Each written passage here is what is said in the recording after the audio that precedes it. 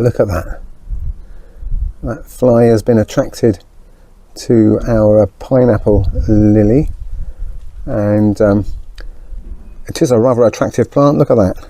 It's been in this pot for a number of years, stays outside all through the winter, comes back every year, and you perhaps wouldn't know it unless you look closely. The flies are attracted to it, and you can see he's going over there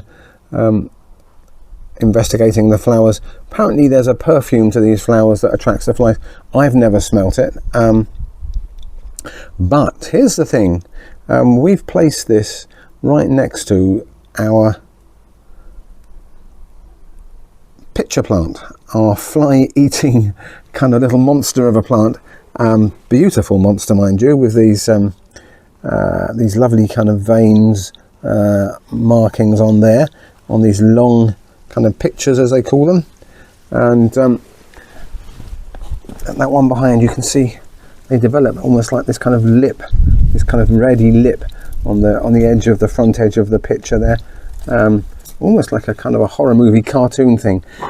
So we've got a nice bit of companion planting going on here, because both plants attract flies. This one perhaps from a longer distance, and then once the fly has got onto the foxtail lily, you can see what happens right on cue.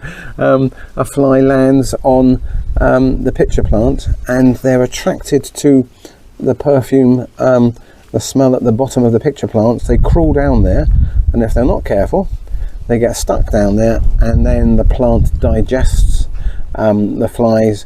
And they reckon these things can, these pitchers can catch hundreds, if not thousands, of flies. So amazing plants, hey. So they don't need to be fed with fertilizers like normal plants.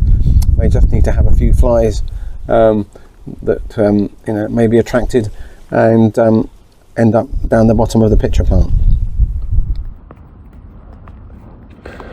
There they are, stuck at the bottom.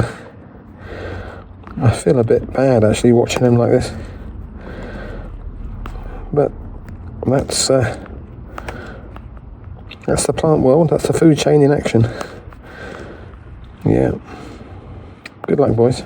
I have seen some fly out. I'm not going to interfere. I'll leave them to it. And just by the way, if you're interested in pitcher plants, these are the flowers that came out in the spring. You can see them on a separate video. And inside there should be some little seeds. So watch out for another video in a month or two where we collect the seeds and see if we can grow some baby monster plants, pitcher plants.